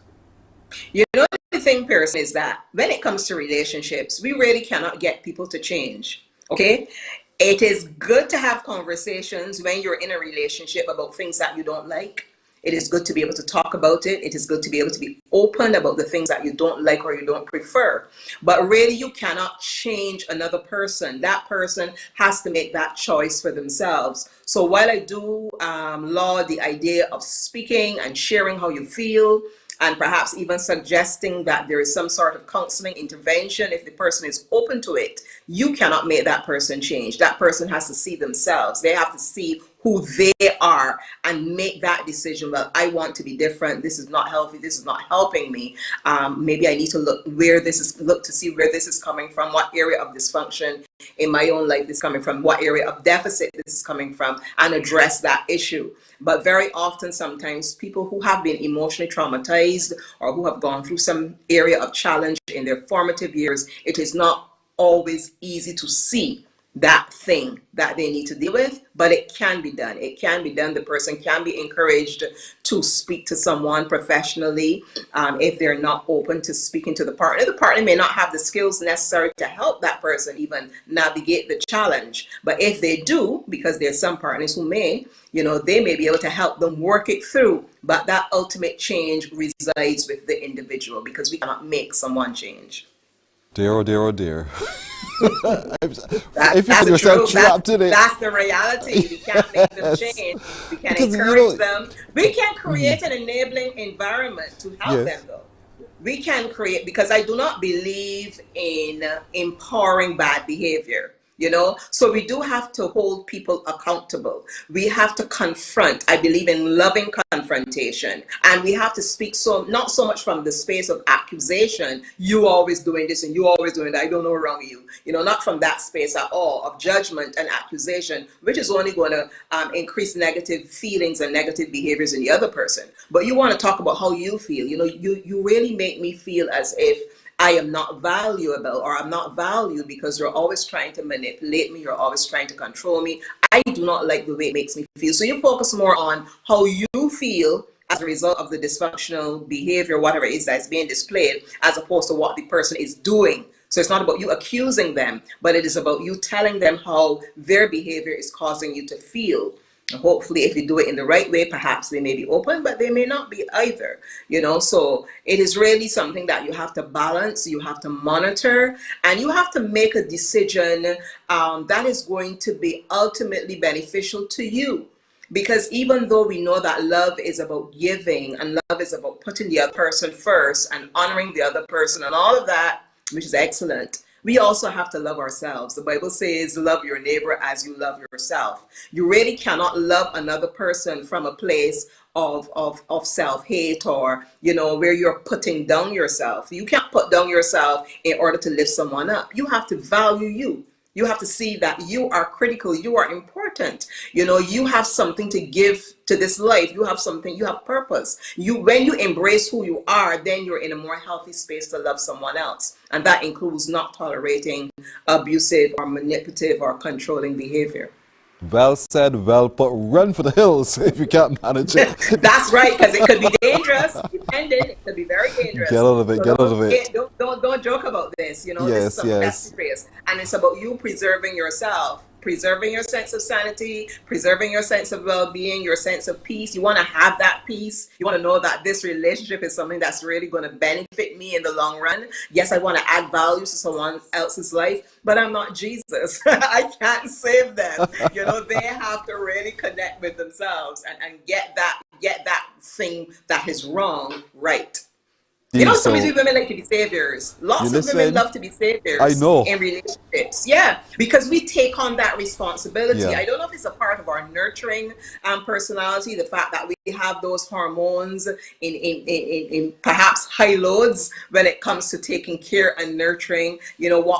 This is what makes us excellent mothers. Even if we're not natural biological mothers, we tend to mother a lot. That's a part of the female persona. So I don't know if it is because of that sometimes we take on relationships, we take on the responsibility of the health of the relationship. And that includes sometimes taking on the responsibility for helping that man to get himself right. But that is really not our responsibility. Yes, we can expose him to things. We can talk to him. We can expose him to books, to good videos to watch. We can point him in directions, but ultimately he has to make that choice. And the same is true if it is a woman, because we know there are some men who are also very nurturing as well.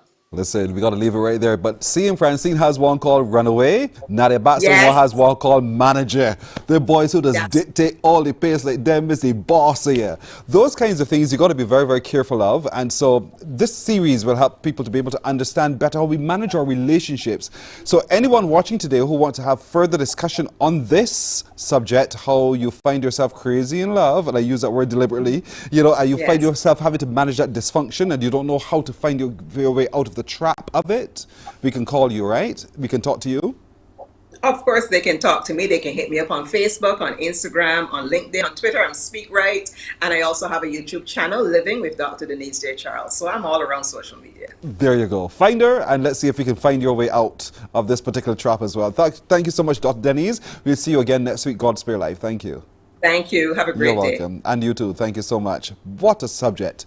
Have you found yourself like that? And if you found yourself like that and you don't like who you are or you don't like the one who you're with, behaving like that, contact Dr. Denise Charles. She's on YouTube. She's on social media. She can help you manage your way out of it or through it. We'll take a break here. We're coming back with more in just a moment. Morning, morning, morning. Good morning. Good morning to you. Enjoy movies, soaps, drama, comedy, inspiration, education, music, and more. You get it all when you get MCTV, because MCTV gives you more. Some ask, what makes Barbados so special? We at Mornin Barbados say it's you, our exceptional youth. You are talented, resilient, and inspirational. You are the epitome of the Barbadian spirit, testing the boundaries of your creativity. If you are an entrepreneur, artist, baker, designer, author, or have done anything you think should be highlighted, email us at morninbarbados@cbc.bb. Let us show the world our exceptional Bajan youth. Books open your heart, your mind, and your soul. They are educational,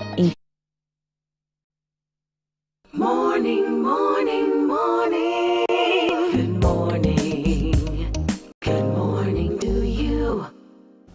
It's 9 minutes now to go to 7 o'clock. Have you ever heard of the charity Unborn Justice? You'll get to hear about it now if you haven't. Joining us is one of the co-founders in Camille Martindale. Good morning to you, Miss Martindale.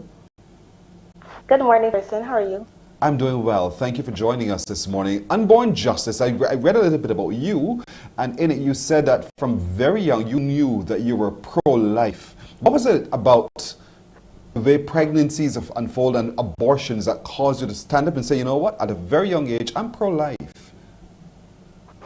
I'm not even sure exactly what it is. I think it was just something that was in me. I just remember thinking that, I wanted to do something to protect the unborn. I don't know if it was any particular incident or particular event.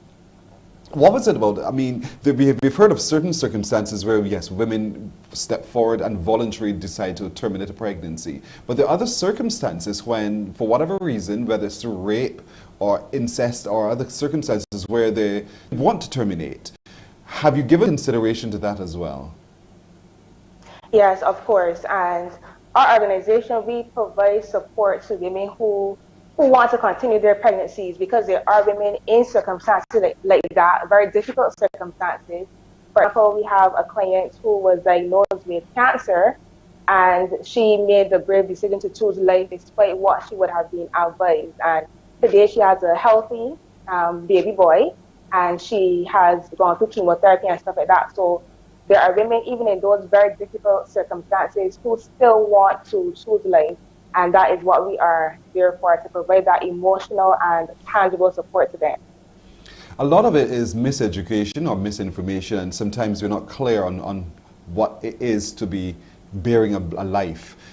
Unborn Justice, no doubt, is advocating for people to take some consideration of the fact that you are carrying a human being, a heartbeat. And so what is it that we're not quite getting right that Unborn Justice is seeking to turn around? So Unborn Justice really wants, as you said, people to understand that this unborn child is a life, and this unborn child has a purpose that has been given to him or her by God. And we really would like to see that every unborn child is given the opportunity to fulfill the purpose that they have. Even in my mother's story, when she became pregnant with me, she didn't want any more children. She was actually applying to UWI to continue her studies, and she found out through her medical that she was pregnant. And the nurse told her, don't worry, we could terminate your pregnancy. But she made a decision that she did not want to. And even as I look at me and all that I would have gone on to do, I'm not the only one that has something special that God wants to do in their lives, And so we want people to know that every unborn child, every single unborn child is a person, and has a purpose that has been given to them by God. Indeed. So how does Unborn Justice work? Do women volunteer? They come to you, or do you reach out? How does it work? Yeah, so our clients come to us. They find out about our organization through word of mouth or a referral or something like that. But they come to us, and we sit down with them, we counsel with them, and we then introduce them to our program. And so there's a counseling process. They come to you, they identify their particular concern, you counsel them through it, and your support is given as well. Are you working with other organizations, social organizations, in support of that woman? Well, we not particularly, no. Well, actually, yes, we do. Sorry, yes, we do. We work with other organizations. For example, we work with Barbados, who helps to provide counseling for some of our ladies and so on. For a woman who comes forward who says, I'm challenged by this pregnancy, she is in a state, a mental state that needs some kind of resolve. What is it that your organization, your pro-life charity, Unborn Justice, would do in that situation? In that situation, we would ensure that she has psychological support through counseling, and then our program also has an empowerment component where we teach her about her pregnancy and how to have a safe pregnancy, and then we teach her about parenting and then self-development. Throughout that time as well, she will be assigned a peer counselor who will walk with her hand in hand in terms of preparing for her baby and planning for the future. So that, along with professional counseling, is what we would do for that client. What about the woman who is challenged by finance? You know, she wants the child, but she acknowledges that she's not able to afford the child. And so she's at that fork in the road where she has to make a decision one way or the other. Is Unborn Justice also looking at a case like that? Yeah, so in that case, our empowerment program, we provide free baby items as well through that program. So the clients have access to a baby store located at our office that has diapers, wipes, clothing, bottles, you know, the things that a baby needs. We provide a crib, a playpen. We distribute food items on a monthly basis, and we support that woman throughout her pregnancy and after. And our empowerment part of the program is where we focus on getting her equipped to then gain employment and be able to support herself and her baby. So who supports you, Unborn Justice? Because, you know, you're providing sustenance to people. So who supports you in that provision of sustenance? Yeah, so we have monthly donors who pledge a certain amount of money for a period of 12 months. And we also are supported by, you know, other organizations give donations. The public in general would donate. We have diaper drives. They would donate diapers and wipes and baby clothing and food and so on. So we are supported right now by the general public, individual donors, and a few organizations. That's great. So if anyone watching today who wants to join that support drive, how can they do so?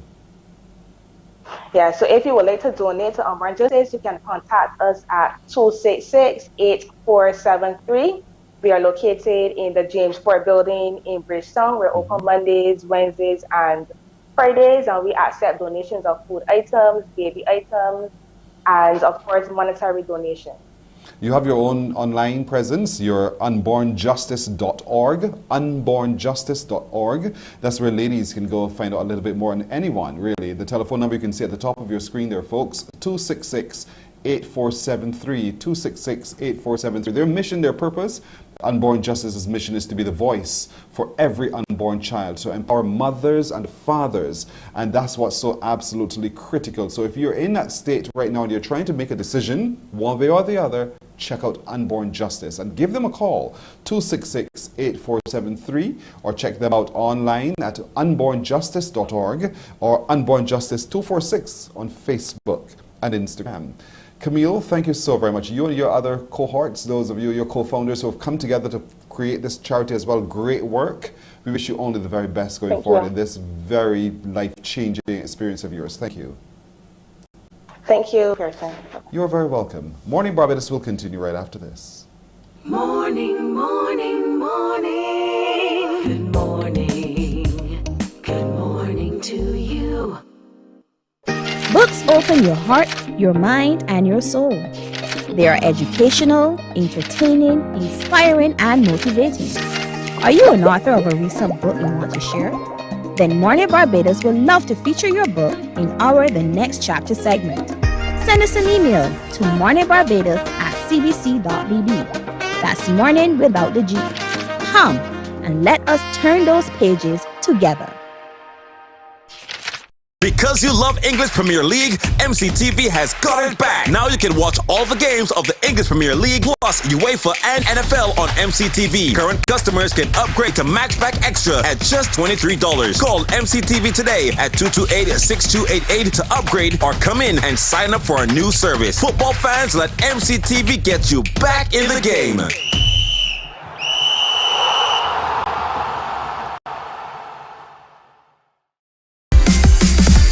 While you go about your business, we go about our business, and that is gathering the news. Stay up to date at CBC News Barbados on Facebook, Instagram, and Twitter. Get news update on radio throughout the day. And join us for the CBC News Night at 7 every night. CBC News team is on the job and bringing you the news.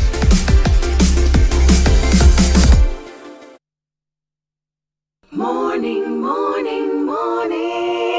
Good morning. Good morning to you. 11 and a half minutes now to go to the hour of 8 o'clock. Still to come, that grand surprise, so don't miss it here. Don't miss it. But I want to give you a chance now to unscramble some letters. Time for you and me to talk. We're going to talk. We'll have a good time indeed. But use your creativity and let's see if you can unscramble some letters. The numbers to call me when you figure the word out. Those numbers are 228-5562 or 228-5563.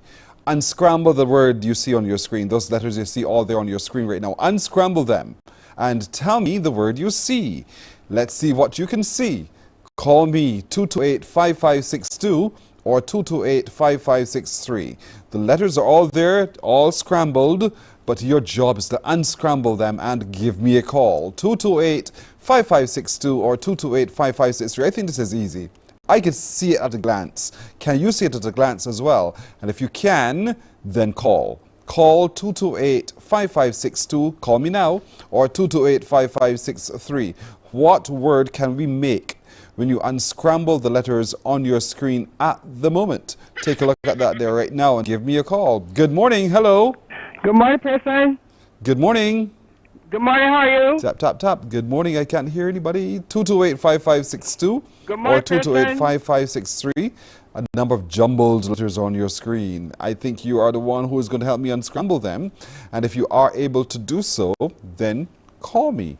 228-5562 or 228-5563 and let me know the word you see. When you unscramble those letters, it is a very simple 2, 4, 6 letter word.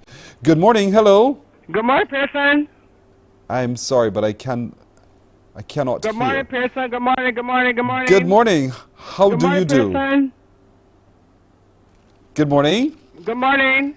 Stephanie? Yes, please. It's me, yeah. You're sharp. You're sharp enough on this Monday morning. So, Stephanie, Yeah. what word do you see? Have, it look like health to me. It look like health to you. Yes, please. H-E-A-L-T-H. H what? H-E-A-L-T-H. Correct, Stephanie. Well done, well spelt, well done indeed. Thank you, okay? All right, enjoy All right, it. Steph. Right, Take care. good. Bye-bye now. Stephanie calling from St. Peter. See? Know her by now. You should know her too. Look, a new one is on your screen. Hey, this is not what you think it is, but look on your screen. You can tell me the word you see. Unscramble these letters and tell me what word you can make when you unscramble the letters on your screen at the moment. 228-5562 or 228-5563. A brand new word, brand new set of letters, all jumbled up, waiting for you to unscramble. 228-5562, boom, boom, or 228-5563. Call me and let me know what letters in order you see. Good morning, hello. Yeah, good morning, Pearson. How are you? Gregory, morning, I'm well. How are you doing? Not bad, you? Good, good, good. Wonderful. Thank you for asking. What's the word you see on your screen, Gregory? And I like sniper to me. Looks like sniper. I tell you, it's not that. You didn't hear me. It is not what you see, Gregory. But thank you for trying, all right? Have a good day, Gregory. Gregory is so wrong. It is not even funny. 228-5562 or 228-55. It is not what you see. So look at it. Turn the letters around, mix them up like you toss in salad, and let's see what word you come up with. 228-5562 or 63. Morning, hello. Hello, good morning. Sir, how are you doing? I'm fine, thank you. Yourself? Good man, I'm well, thank you too. What parish are you watching from? St. George? St. George, and the name is? Derek. Derek, what's the word? Inspire. Derek, why would you say inspire? Because the word inspire me. Well done, Derek. Thank you. Here, you're absolutely right. The word is inspire. Well done, Derek from St. George. Got it right there as well. So we got St. Peter and St. George with 2 correct responses so far. So St. Peter and St. George are in the lead at the moment. Who can look at this big long one here now? Look at this big long one here now. What word can you make when you take your time and you set these letters in exact order of a good word? What word can you see? 228-5562 or 228-5563. Call me right now and tell me, genius, what word you can make with the letters you see on your screen right now. 228-5562 or 228-5563. Come on. Prove to me. The plot thickens. We're waiting on you. Good morning. Hello. Hello. Hi, how are you? I'm good. Good. What's your first name and what parish are you watching from? Christchurch, Silverstone. Your first name is? Nakil. Akil from Christchurch? Nakil. Okay, what parish are you from? Christchurch. Christchurch. What word do you see on your screen right now? Go ahead. Motivation. Motivation? Is that what you say to me? Hello? A few moments later. What's the word? What's the word? Quickly. Motivation. Motivation, you're not quite right. But thank you for trying, though. Thank you. Have a good day at school. Thank you very, very much for trying. You did not. That's not it. That's not it. 228-5562 or 228-5563. I like that the children are getting involved. It's using their brain. They're using their brain bright and early in the morning. We love that. 228-5562 or 228-5563. Call me quick. The word still is on your screen. The letters are all there. But those letters set in order form a word. What word do they form? You know this. Good morning. Hello. Good morning. Hi. What's your first name and what parish are you watching from? Hello, good morning. My name is Deborah.